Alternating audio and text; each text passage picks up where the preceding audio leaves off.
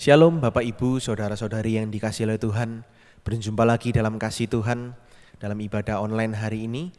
Kita sama-sama percaya bahwa hadirat Tuhan bisa kita temukan dimanapun saat kita mencarinya. Ada satu ayat firman Tuhan yang mau kita renungkan bersama-sama di dalam Mazmur 103 ayat yang kedua. Pujilah Tuhan hai jiwaku, dan janganlah lupakan segala kebaikannya. Mari bersama-sama kita bersatu hati dalam doa. Terima kasih Tuhan untuk setiap kebaikan Tuhan yang boleh kami alami dalam hidup kami, untuk setiap penyertaan Tuhan yang boleh nyata dalam hidup kami. Hari ini kami mendengarkan ibadah hari ini Tuhan, kiranya Tuhan boleh menjamah setiap kami. Kami mau memuji Engkau juga Tuhan, kami juga mau mendengarkan firman-Mu untuk boleh menjadi bekal kekuatan kami melangkah ke depan Tuhan. Kiranya Tuhan boleh hadir di tengah-tengah kami, di rumah kami masing-masing atau dimanapun kami berada saat ini Tuhan.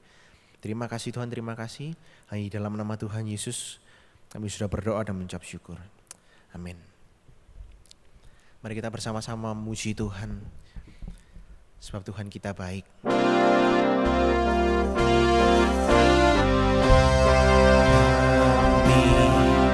memuji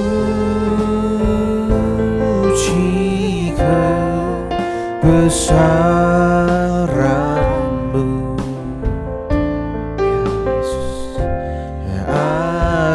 ajaib Tuhan,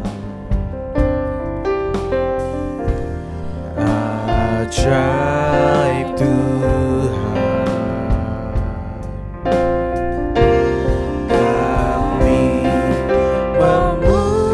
Kami memuji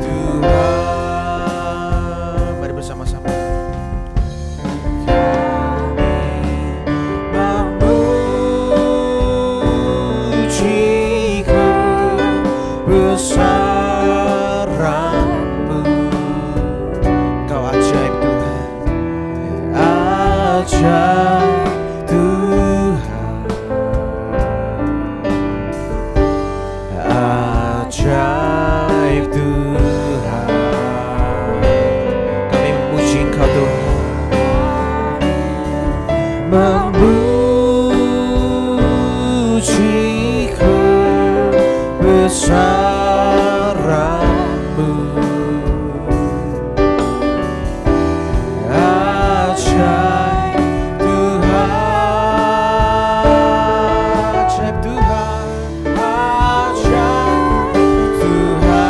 memuji-Mu Tuhan bersama-sama. Kami memuji kebesaran-Mu, ajaib Tuhan, ajaib Tuhan.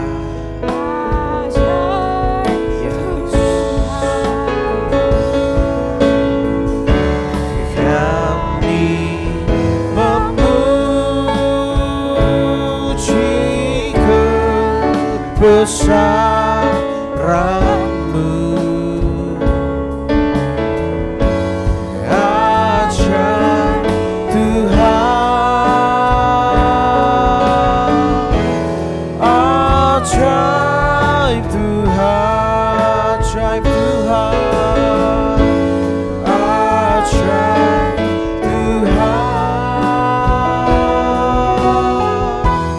ajaib Tuhan,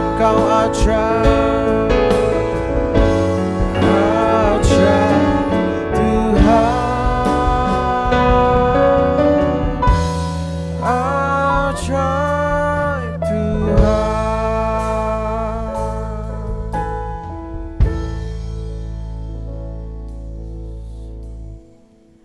Ya Tuhan, saat ini kami datang kembali ke hadirat-Mu Tuhan. Dengan segala kekurangan dan kelemahan kami. Dengan segala dosa yang telah kami lakukan Tuhan. Ampunilah semuanya dosa kami Tuhan. kami serahkan kepada Engkau segala dosa kami.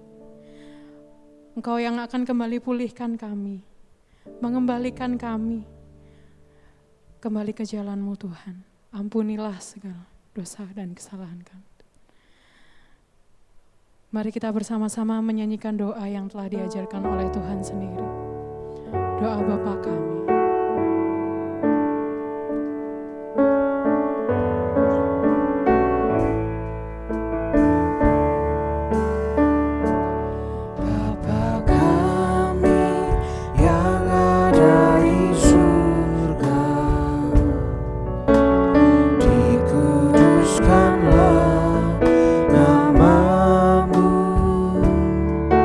Datanglah kerajaan-Mu, jadilah kehendak-Mu di bumi seperti di surga.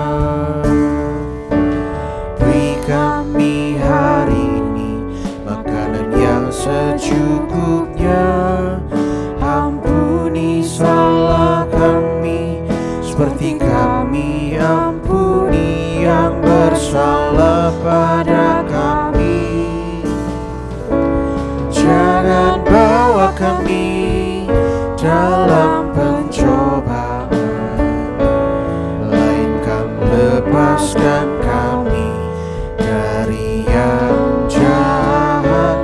Sebab Kaulah yang punya kerajaan dan kuasa dan kemuliaan sampai selama-lamanya. Amin. Amin. Terima kasih Tuhan, kami siap untuk melanjutkan puji-pujian kami. Di dalam nama Tuhan Yesus Kristus kami sudah berdoa dan mengucap syukur. Amin. Tak pernah kami ragu Tuhan akan kesetiaan-Mu di dalam kami, karena bersama dengan Engkau kami tahu kami bisa bersama.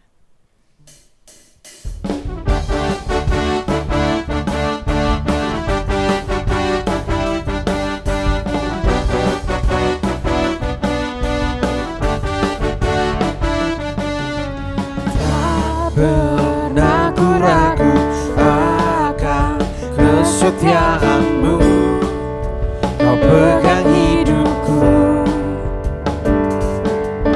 Sepenuh jiwaku ku yakin dan percaya, Kau tuntun langkahku. Yesus Kaulah Raja, Yesus Kaulah Raja dalam hidupku, berkuasa percaya untuk selamanya. Hanya Kau Tuhan, sumber kekuatan, kuasa-Mu tercurah bagiku senantiasa. Dengan-Mu Tuhan, ku kan berjalan dari kemuliaan sampai kemuliaan selamanya.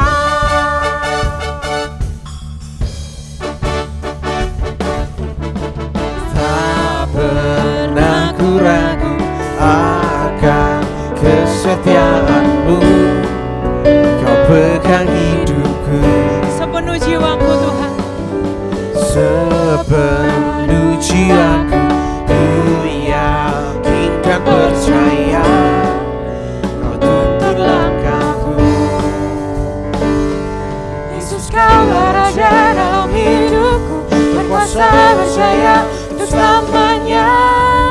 Hanya Kau Tuhan, sumber kekuatan, kuasa-Mu tercurah bagiku senantiasa. Dengan-Mu Tuhan, ku kan berjalan dari kemuliaan sampai kemuliaan. Dengan-Mu Tuhan, sumber kekuatan, kuasa-Mu tercurah bagiku senantiasa. Dengan-Mu berjalan dari kemuliaan sampai kemuliaan. Hanya Kau Tuhan, sumber kekuatan, kuasa-Mu tercurah bagiku senantiasa. Denganmu Tuhan, ku kan berjalan dari kemuliaan sampai kemuliaan selamanya.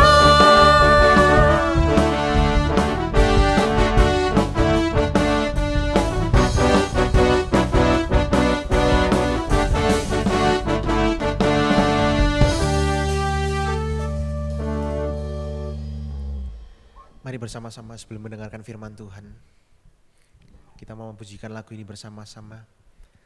Kita mau sama-sama komitmen di hadapan Tuhan. Kita mau membiarkan Tuhan untuk memimpin setiap langkah hidup kita ke depan. Kita sama-sama tidak mengerti, tak tahu apa yang terjadi di depan. Tapi biarlah kita tetap memiliki iman, percaya bahwa apapun yang terjadi, Tuhan selalu beserta dengan kita. Makasih Tuhan. Tenanglah kini hatiku, Tuhan memimpin langkahku di tiap saat dan kerja. Tetap ku rasa tangannya, Tuhanlah yang membimbingku, tanganku dipegang teguh, hatiku berserah penuh, tanpa ku dipegang teguh. Pujikan bersama-sama. Apabila tamat tugasku, Kau beriku kemenangan-Mu. Aku takuti maut seram, sebab tanganku Kau genggam. Mari bersama-sama. Tuhanlah yang membimbingku, tanganku dipegang teguh, hatiku berserah penuh, tanganku dipegang teguh. Tenanglah kini hatiku Tuhan, kami tahu Engkau bersama dengan kami.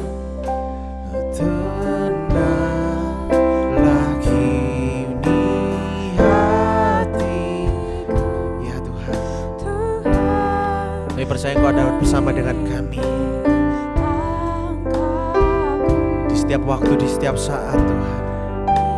Setiap saat dan kerja tetap ku rasa. Mari bersama-sama. Tuhanlah yang membimbingku, tanganku dipegang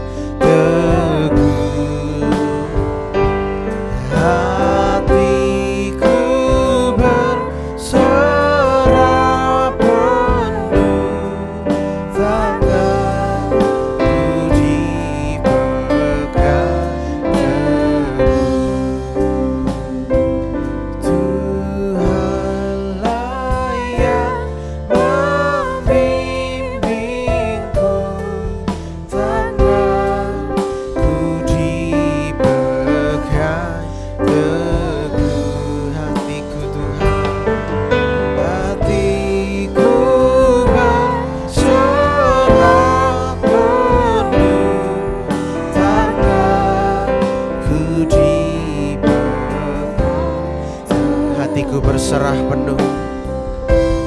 Hatiku berserah penuh, tanganku dipegang teguh. Hatiku berserah. Hatiku berserah penuh, tanganku dipegang teguh.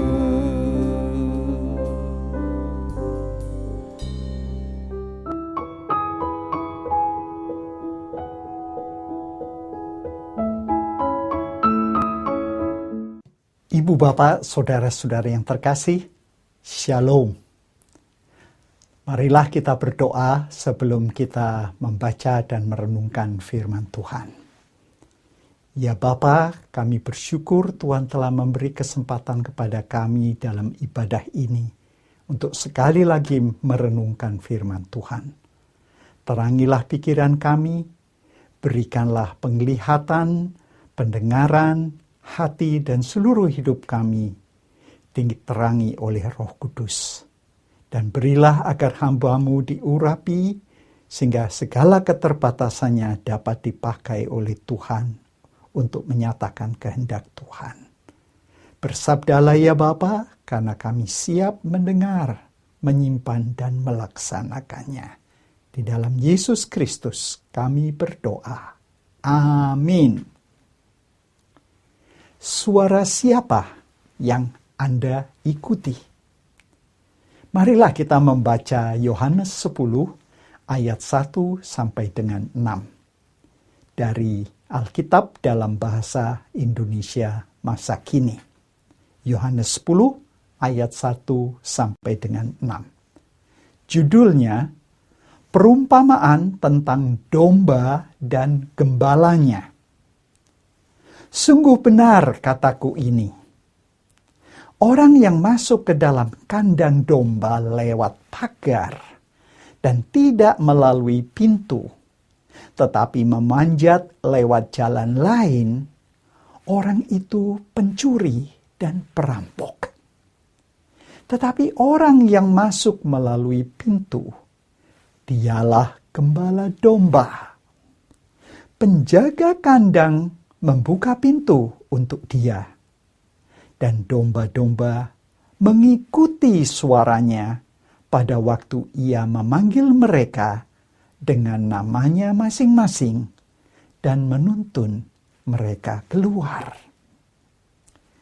Setelah domba-domba itu dibawa keluar, gembala itu berjalan di depan, dan domba-domba itu mengikuti dia, sebab mereka mengenal suaranya.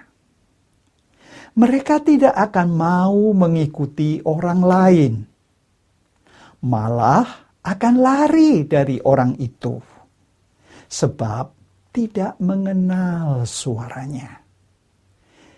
Yesus menceritakan perumpamaan itu, tetapi mereka tidak mengerti apa yang dimaksudkannya. Berbahagialah orang yang mendengar firman Allah, menyimpan dalam hatinya, dan melaksanakannya. Ibu bapak, saudara-saudari yang terkasih, dalam perumpamaan ini ada dua gambar. Kita melihat dengan dua gambar. Apakah ini berarti ada dua perumpamaan atau hanya satu? Karena yang pertama kita melihat ada gambar memasuki kandang domba melalui pintu atau lewat pagar. Itu di ayat 1 sampai dengan 3a. Kemudian di dalam ayat 3b sampai dengan ayat 5 ada satu perumpamaan lagi. Jadi pertanyaannya, apakah ini dua perumpamaan atau satu saja? Memang ada dua gambar, namun pokok yang dibahas hanya satu pokok, yaitu antara gembala dan kawanan domba. Jadi kalau kita membaca ayat 1 sampai dengan 3a, gembala datang ke kawanan domba. Dan ayat 3b sampai dengan ayat 5, domba mengenal gembala. Jadi di sini kita melihat ada gambar yang positif, yaitu sang gembala. Ini dilukiskan di dalam ayat 1 dan ayat 5. Gambar yang positif. Namun ada lawannya, yaitu gambar yang negatif. Siapa yang negatif itu? Bukan gembala, namun pencuri, perampok. Dikatakan orang lain, orang asing, orang yang tidak dikenal. Nah, saya sangat senang pada judul yang dipilih oleh Alkitab dalam bahasa Indonesia masa kini.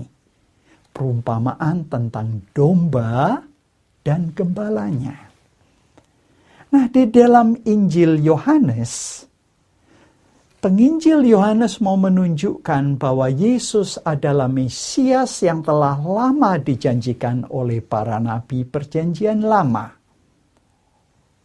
Dalam perumpamaan tentang gembala yang baik, yaitu di dalam Yohanes 10 ayat 1 sampai dengan 6, Yesus menyatakan bahwa dia adalah gembala Allah dan menggenapi nubuatan Yeskiel 34. Melalui perumpamaan yang sangat sederhana di dalam Yohanes 10 ini, Yesus menunjukkan perbedaan antara dirinya dan semua orang lain yang mengklaim kepemimpinan agama di Israel. Nah, kita dapat melihat dua karakteristik yang membedakan dari gembala yang baik. Kalau gembala yang baik dikatakan masuk melalui pintu. Dan dia dikenali oleh domba-dombanya. Dan dia memberikan nyawanya bagi domba-domba itu. Nah, di zaman Perjanjian Lama, khususnya Nabi Yeskiel, di zaman Yeskiel, para pemimpin agama lebih seperti pemangsa atau predator daripada gembala. Mereka memperlakukan orang Israel, rakyat Israel, sebagai mangsa untuk diperah. Nah, di sini Yeskiel menggambarkan mereka sebagai memakan domba, bukan memberi makan. Mereka lebih mirip sebagai pencuri daripada penjaga. Itu yang ada dapat dibaca dalam Yeskiel pasal 34 ayat 2 sampai dengan 10. Maka dengan latar belakang nubuatan Yeskiel ini, Yesus menyatakan dirinya sebagai gembala yang baik. Gembala yang memelihara domba-dombanya, termasuk rela berkorban dengan kematiannya. Yesus mati di atas salib untuk menanggung dosa mereka. Yohanes 10 ayat 11. Dan ini membedakan Yesus dari semua yang telah datang sebelumnya. Yohanes 10 ayat 8. Nah, inilah gambaran gembala yang sejati. Yang berbeda dengan pencuri yang harus melompati tembok, lompat pagar. Yesus gembala yang sejati menggunakan pintu untuk masuk ke dalam kandang. Nah, inilah kebiasaan para gembala di Timur Tengah, di Palestina pada 20 abad yang lalu. Setiap malam, gembala-gembala ini membawa dombanya kembali ke kandang. Dan gembala menjaga pintu.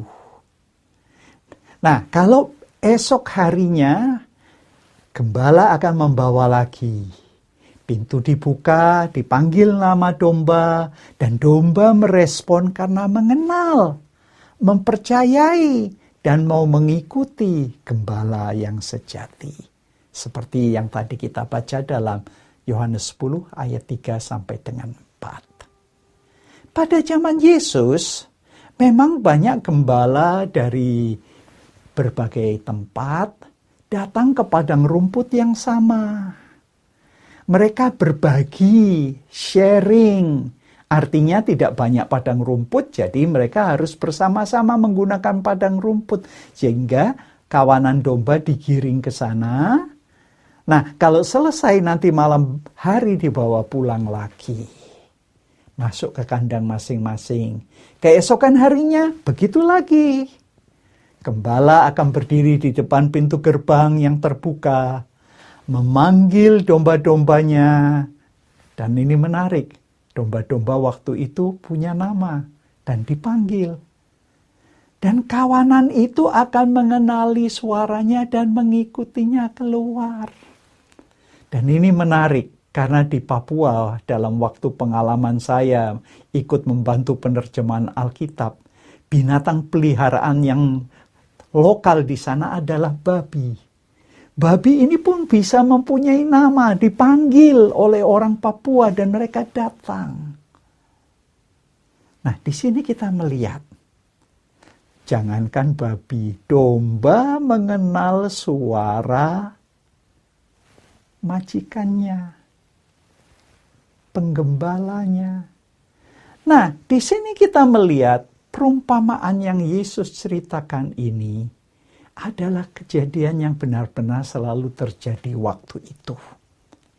Dengan kata lain, Yesus menjelaskan kepada mereka bahwa selain sebagai gembala yang baik, Yesus bertindak juga sebagai pintu untuk masuk ke kandang domba. Dan itu nanti ditegaskan sekali lagi dalam Yohanes 10 ayat 7 dan ayat 9. Jadi Yesus adalah pintu. Yesus adalah gembala yang baik. Nah, aspek perumpamaan ini menarik perhatian pada peran unik yang dimainkan oleh Tuhan Yesus dalam rencana penebusan dari Tuhan Allah. Meskipun mungkin ada gembala-gembala yang peduli pada domba-dombanya, memelihara dengan baik, namun tidak ada satupun dari mereka yang dapat menawarkan jalan masuk ke dalam kandang Tuhan. Itu hanya Tuhan Yesus. Dan itu juga nanti dinyatakan di dalam Injil Yohanes pasal 14. Yesus menyatakan dengan jelas dalam Yohanes 14 ayat 6. Akulah jalan dan kebenaran dan hidup. Tidak ada seorang pun dapat datang kepada Bapa kecuali melalui aku. Ayat yang sama di dalam bahasa Indonesia masa kini, Yesus menjawab, akulah jalan untuk mengenal Allah dan mendapat hidup. Tidak seorang pun dapat datang kepada Bapa kalau tidak melalui aku.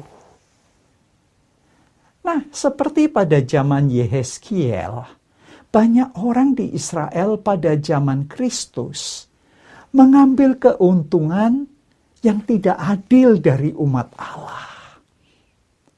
Mereka seperti pencuri yang berusaha menggunakan agama untuk keuntungan pribadi. Dan itulah sebabnya para Farisi adalah orang yang merasa sebenarnya mereka menganggap dirinya gembala yang baik, tetapi tidak sadar bahwa mereka gembala yang sebenarnya pencuri, gembala upahan. Yesus menggambarkan mereka datang, orang-orang Farisi, hanya untuk mencuri dan membunuh serta membinasakan. Mereka menganggap bangsa Israel semata-mata untuk kepentingan mereka sendiri. Sistem keagamaan pada zaman Yesus yang dipraktekkan terutama atas dasar ritual daripada kebenaran, menempatkan beban yang berat pada orang-orang yang harus dipikul oleh orang-orang Israel.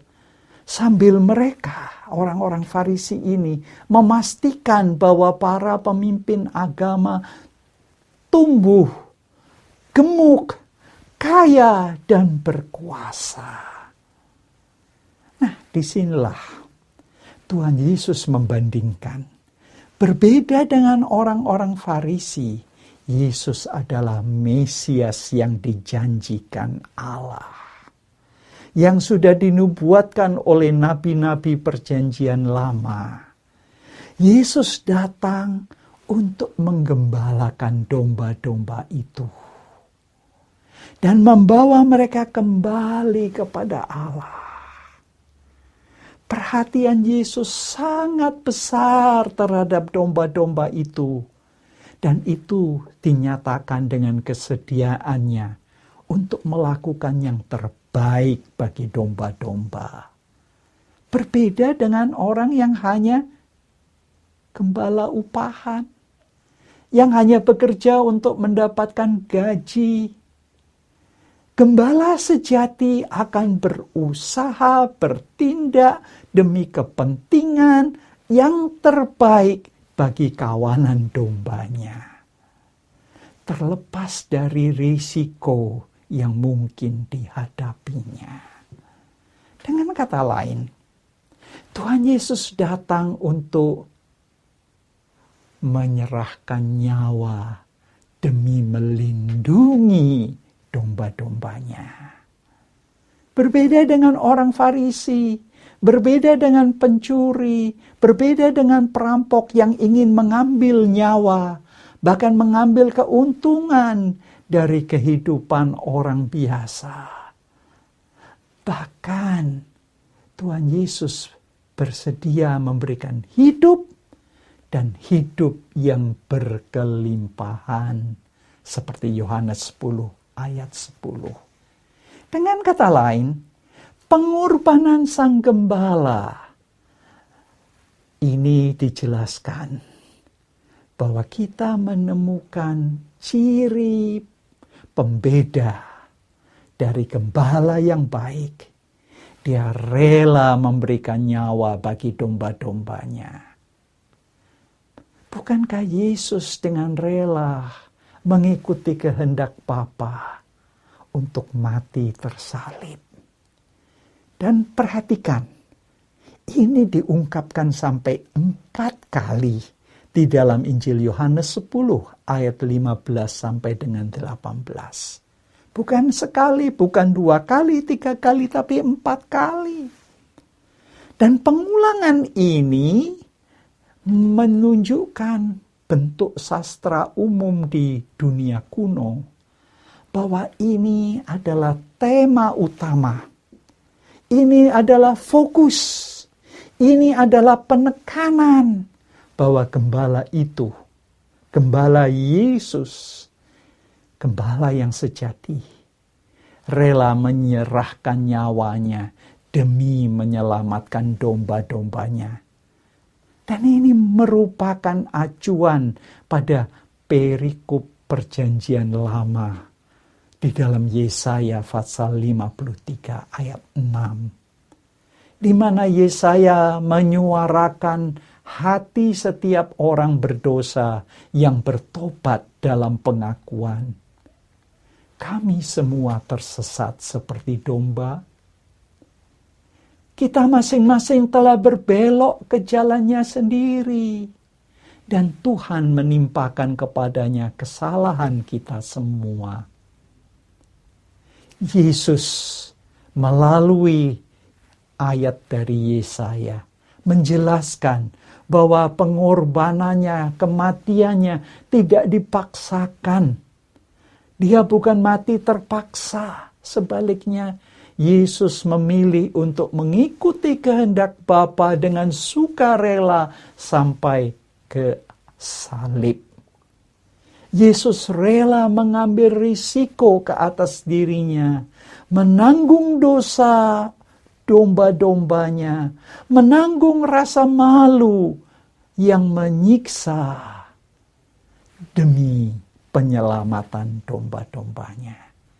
Jadi ibu bapak saudara-saudari yang terkasih, Gembala yang baik Tuhan Yesus Kristus telah datang untuk membalut yang rusak, membawa kembali yang tercerai-berai, mengembalikan yang hilang, dibawa masuk ke dalam kawanan domba Allah. Dan untuk melimpahkan kasih-Nya kepada kita, sambil memuaskan keadilan ilahi, Gembala yang baik menanggung hukuman itu di atas pundaknya, sehingga kita dibebaskan selamanya. Nah, kalau Tuhan telah melakukan semua itu, suara siapa yang sekarang Anda ikuti? Suara siapa yang Anda ikuti? Baru-baru ini, saya menerima pertanyaan dari seorang peserta didik dalam diklat pelayanan tabernakel sebagai berikut. Ini disampaikan secara tertulis. Shalom Pak Daud, mohon maaf mengganggu waktunya. Saya ingin bertanya sedikit. Apakah kita sebagai orang Kristen dan yang percaya kepada Tuhan Yesus sebagai juru selamat kita, masih harus percaya pada budaya Jawa? Dalam tanda kurung, weton Jawa. Ini pertanyaannya. Terima kasih Pak Daud. Saudara-saudara yang terkasih, waktu menjawab, saya mengatakan kepada saudara ini, pedoman hitung-hitungan dalam tradisi, khususnya untuk suku Jawa, ini adalah untuk mengetahui watak seseorang dari tanggal lahirnya atau wetonnya. Ada yang wakil dan seterusnya dan seterusnya. Untuk menentukan nama bayi, untuk menentukan hari baik, bahkan untuk meramal nasib seseorang dari bentuk tubuh, dari posisi tai lalat, dari nama, dan lain-lain. Nah, kini masyarakat Jawa modern telah menganalisis dan menemukan hakikat dan inti sejumlah tradisi sesuai dengan konteks. Konteks waktu itu adalah konteks tanam padi. Dan mayoritas orang Jawa modern sekarang menyadari bahwa mereka sudah tidak lagi hidup berdasarkan siklus musim tanam padi seperti dulu. Apalagi dampak dari perubahan iklim, climate change, sekarang ini telah membuat perhitungan waktu dan musim untuk bercocok tanam makin susah diprediksi. Bukankah begitu? Nah, intinya, tradisi sebagai hasil peradaban pada zamannya dihargai sewajarnya. Namun, tidak perlu dipercayai lagi. Dihargai boleh, tapi jangan dipercayai lagi. Kita yang telah dibaptis dan telah menjadi pengikut Tuhan Yesus, kita telah menjadi anak-anak Tuhan, dan kita hidup dalam terang kasih Allah. Kita domba-domba yang memiliki gembala yang baik. Kita tidak perlu lagi hidup dalam kegelapan dan ketakutan. Karena di dalam iman Kristiani, semua hari itu baik di dalam Tuhan Yesus. Dan ini juga berlaku bukan hanya untuk weton, tapi juga untuk primbon. Sesaji pada hari-hari khusus. Ada hari yang dianggap keramat. Saya masih ingat waktu saya kecil, saya belajar lagu dari kawan-kawan saya, katanya en, twe, dri, gedang goreng, enak legi, jumah kliwon, akeh medi. Ini digunakan oleh orang-orang untuk menakut-nakuti anak-anak. Sehingga kalau sudah maghrib harus pulang. Karena jumuah kliwon akeh medi katanya. Apakah masih harus diteruskan? Memilih hari baik untuk pindah rumah. Untuk meminang. Untuk hari pertunangan. Untuk pesta pernikahan. Dengan kata lain, semua hari itu baik, mengapa harus masih menghitung-hitung? Kalau kita sudah menjadi anak Tuhan, suara siapa yang kita ikuti? Nah, jangan lupa bahwa weton, primbon, ini sekarang sudah dikemas dengan bentuk yang baru. Bahkan disampaikan melalui Twitter, Instagram, Facebook. Jadi kemasannya seolah bagus. Jangan dikira hanya untuk suku Jawa. 1 Februari ini adalah tahun baru Imlek, bukan? Dan ini sebenarnya adalah festival musim semi di belahan utara. Dan ini memang bulan pertama di kalender China. Dan ini juga dirayakan oleh orang Korea, orang Vietnam, orang Khmer di Kamboja, orang Burma di Myanmar, dan lain-lain. Dan ini merupakan libur umum di banyak negara Asia, termasuk Indonesia. Dan konon, tahun ini disebut tahun harimau, tahun macan, macan air.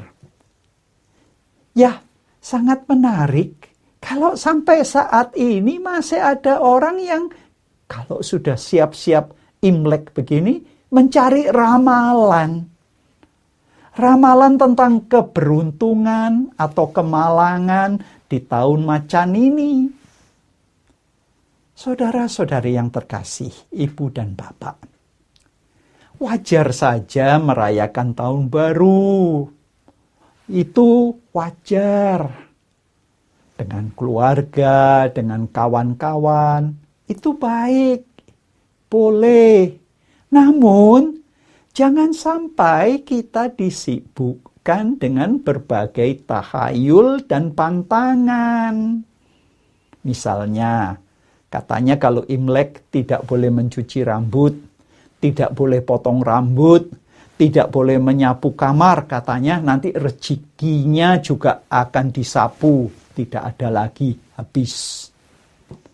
Bahkan katanya harus pasang mercon supaya roh jahatnya lari.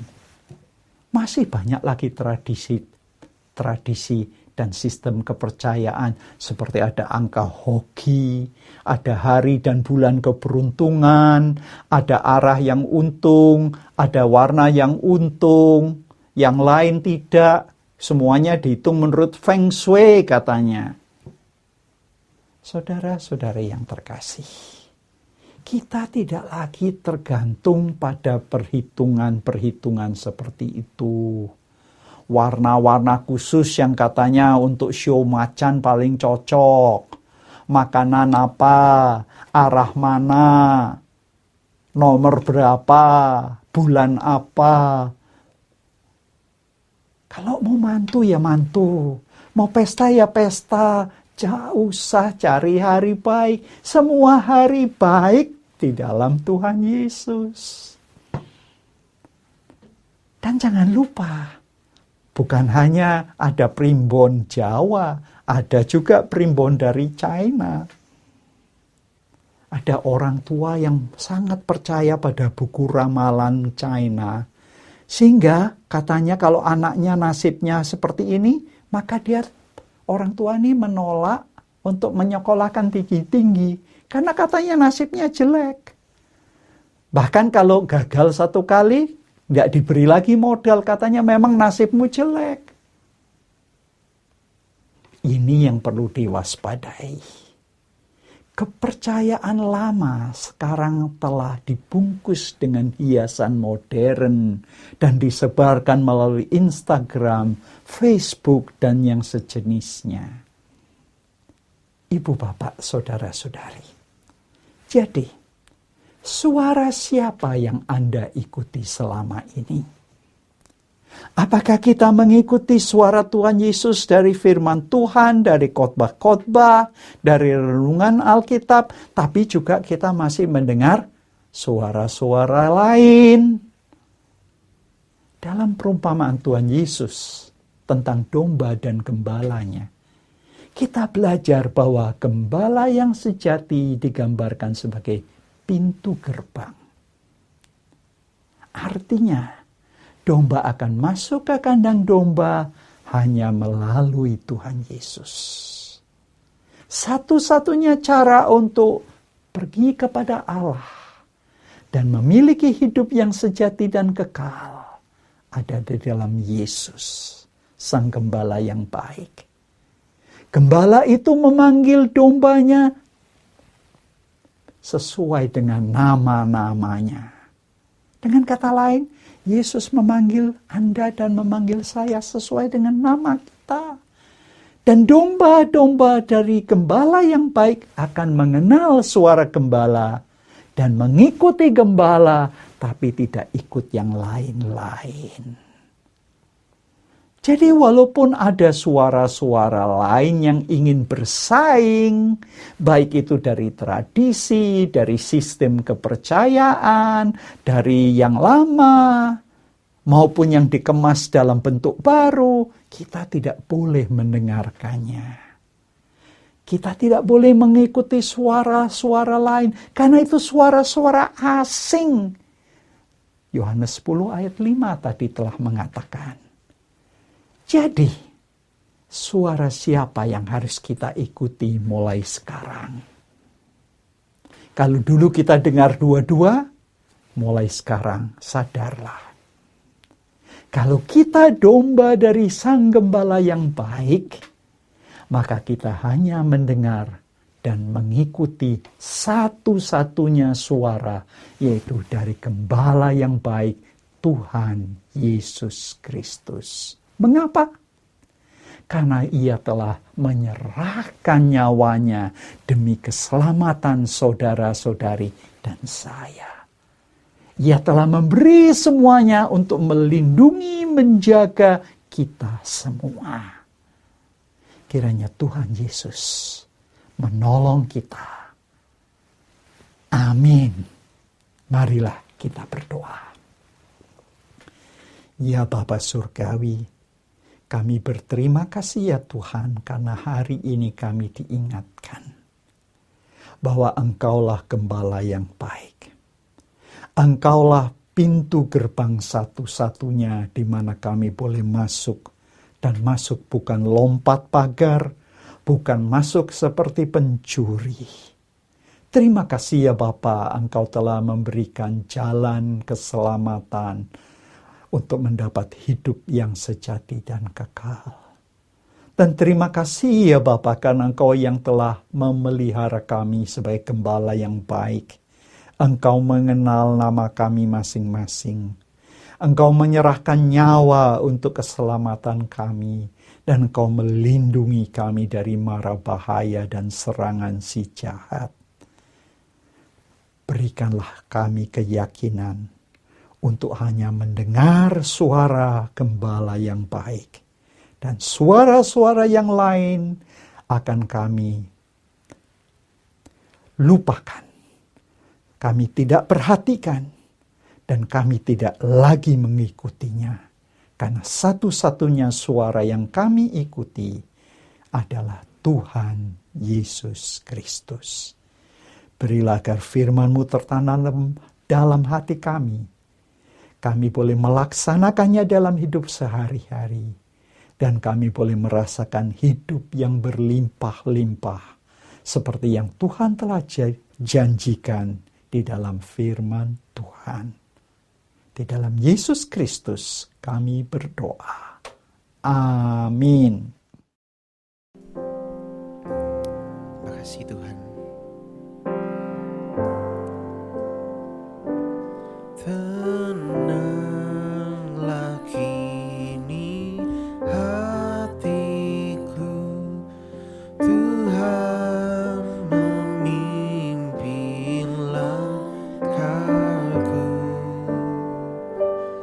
di tiap saat dan kerja, tetap ku rasa tangannya. Tuhanlah yang membimbingku, tanganku dipegang teguh. Hatiku berserah penuh, tanganku dipegang teguh. Musikan bersama-sama. Apabila tamat tugasku, Kau beriku kemenanganmu.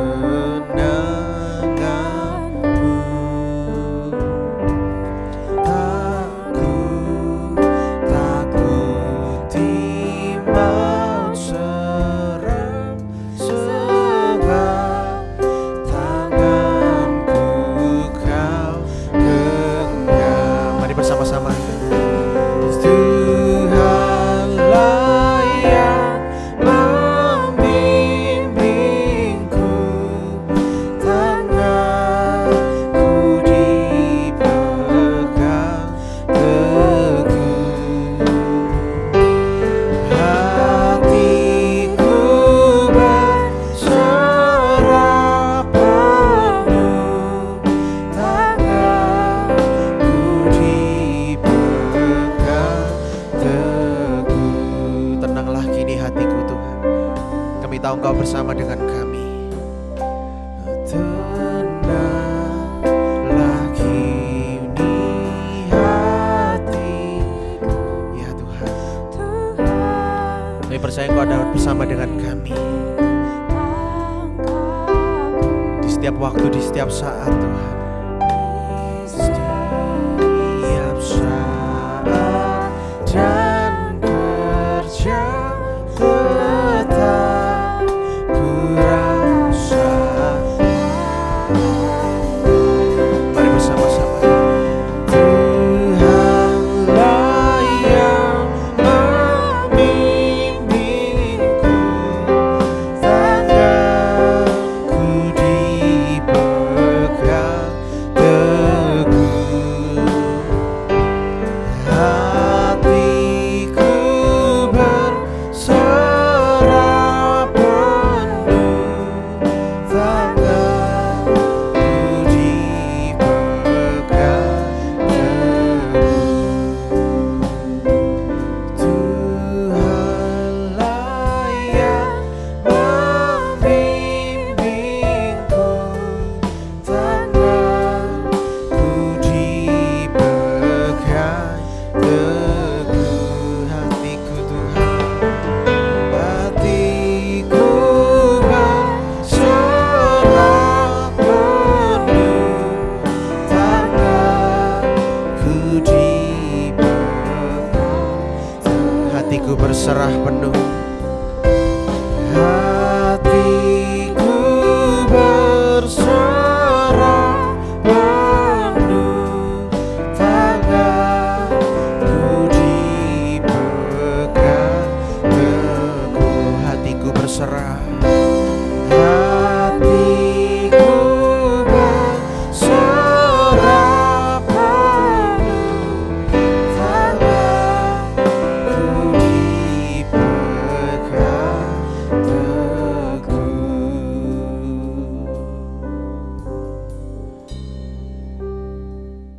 Pengumuman GBT Kristus Pelepas Malam. Dalam upaya mencegah penyebaran COVID-19, ibadah umum minggu pagi ataupun sore Juga ibadah tengah minggu akan dilayani secara online. Berikut adalah jadwal ibadah tengah minggu. Adapun, tautan untuk mengakses ibadah-ibadah tersebut akan diumumkan di grup pengumuman GBTKP setiap hari. Perjamuan suci akan dilayani secara online setiap minggu secara bergantian pagi dan sore. GBT Kristus Pelepas Malang akan mengadakan baptisan air bagi bapak, ibu, atau saudara dan saudari yang telah berusia 16 tahun ke atas dan ingin mengikuti baptisan air dapat mendaftarkan diri ke sekretariat gereja melalui WA ataupun melalui telepon yang tertera di layar Anda. Bimbingan akan dimulai sesuai dengan jadwal yang tertera di layar Anda dengan teknis pertemuan yang akan diumumkan melalui grup WA Bimbingan Baptisan Air.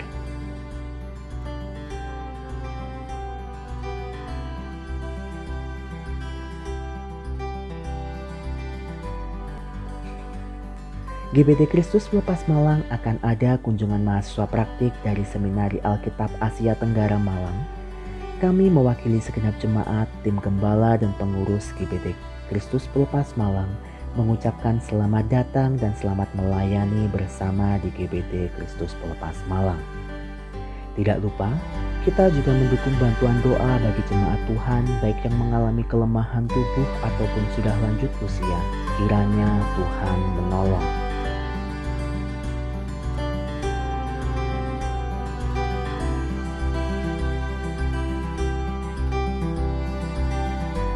Yang berkenan memberikan persembahan untuk mendukung pelayanan kepada Tuhan dan sesama dapat diberikan melalui sistem online dengan cara transfer ke rekening BCA di nomor 0113254090 atas nama Yayasan Kristus Pelepas, atau di rekening BRI di nomor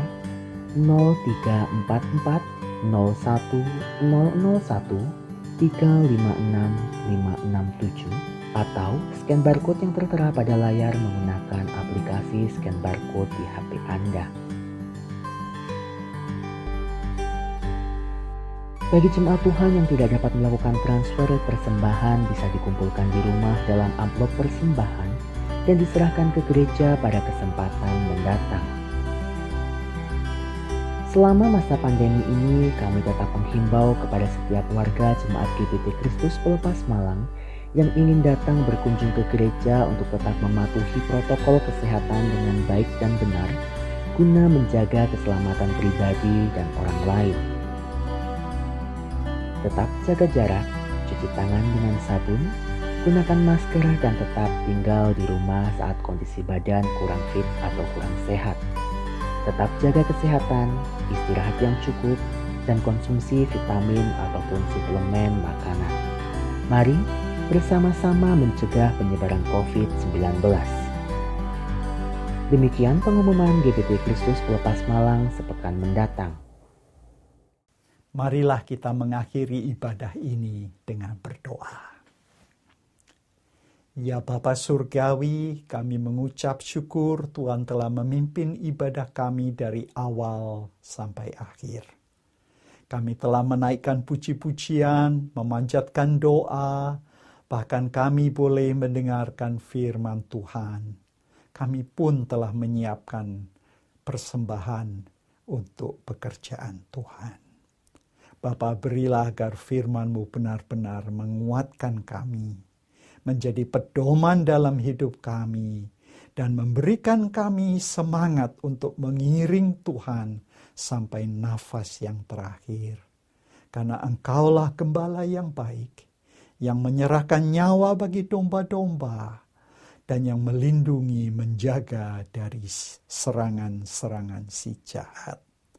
Bapa, kami mendoakan nama-nama yang telah ditayangkan, mereka yang memerlukan uluran tangan Tuhan, mereka yang sakit di rumah maupun di rumah sakit, mereka yang terdampak langsung maupun tidak langsung karena pandemi, yang telah lanjut usia ya Bapa, yang kesepian, yang memerlukan penghiburan. Tuhan tolong.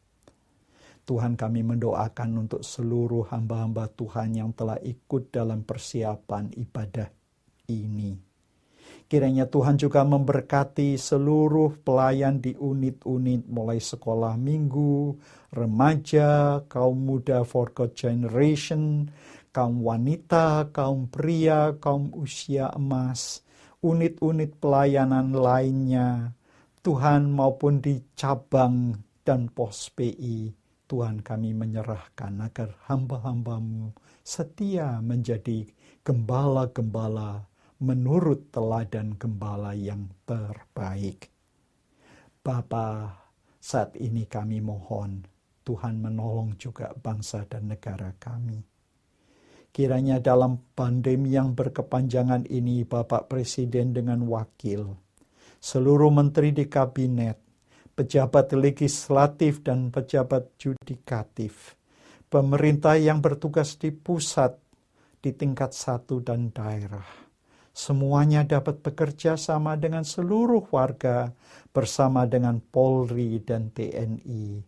Dan Tuhan, kami mohon agar kami semua dapat bergandengan tangan, bersama-sama menanggulangi pandemi ini. Tuhan memberkati juga hamba-hamba Tuhan yang melayani di berbagai tempat. Anak-anak Tuhan yang hari ini juga beribadah di berbagai tempat di seluruh dunia. Kiranya Tuhan juga memberkati mereka. Saudara-saudara yang terkasih, biarlah sepanjang minggu ini Tuhan Yesus Kristus Gembala yang baik menyertai saudara-saudari, dan terimalah berkat. Tuhan Yesus Kristus memberkati saudara-saudari. Allah Bapa mengasihi saudara-saudari, dan Roh Kudus menyertai saudara-saudari mulai saat ini sampai selama-lamanya. Amin. Bapa, terima kasih. Bapa, terima kasih.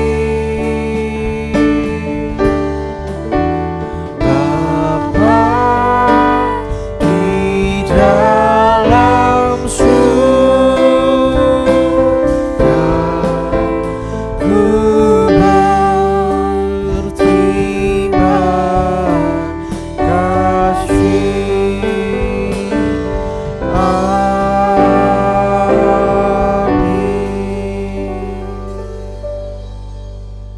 Selamat pulang, Tuhan memberkati. Jangan lupa subscribe di channel kami dan juga klik tombol lonceng untuk mendapatkan update terbaru dari kami. Sampai jumpa minggu depan.